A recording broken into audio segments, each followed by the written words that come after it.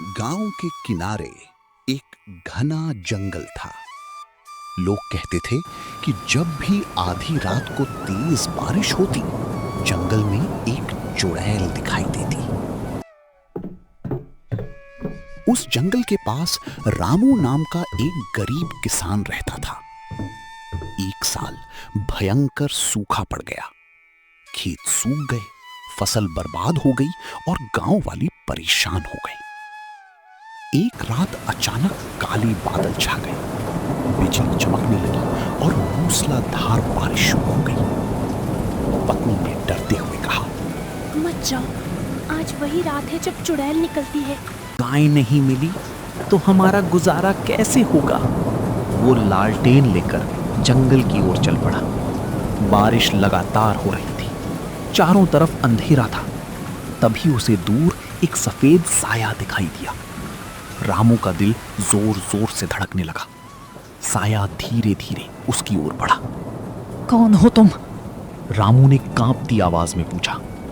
साया रुका और बोला, लोग मुझे चुड़ैल कहती है। रामू डर कर पीछे हट गया, लेकिन चुड़ैल ने कहा, डरो मत किसान, मैं तुम्हारा नुकसान नहीं करूंगी। रामू हैरान था। चुड़ैल उसे जंगल के और अंदर ले गई। वहां एक पुराना बरगद का पेड़ था, जिसकी जड़ों के पास उसकी गाय बंधी हुई खड़ी थी। रामू खुश होकर बोला, मेरी गाय? लेकिन तुमने इसे बचाया क्यों?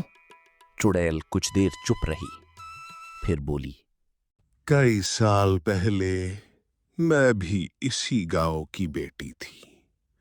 लोगों ने मुझे गलत समझकर जंगल में छोड़ दिया।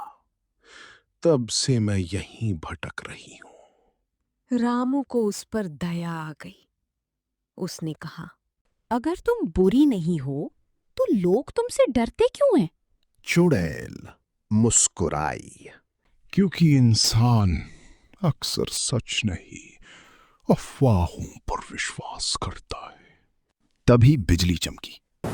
चुड़ैल ने जंगल के बीच एक सूखी जमीन की ओर इशारा किया। कल सुबह यहां खुदाई करना, तुम्हारी किस्मत बदल जाएगी। ये कहकर वो बारिश में गायब हो गई। अगले दिन रामू वहां पहुंचा।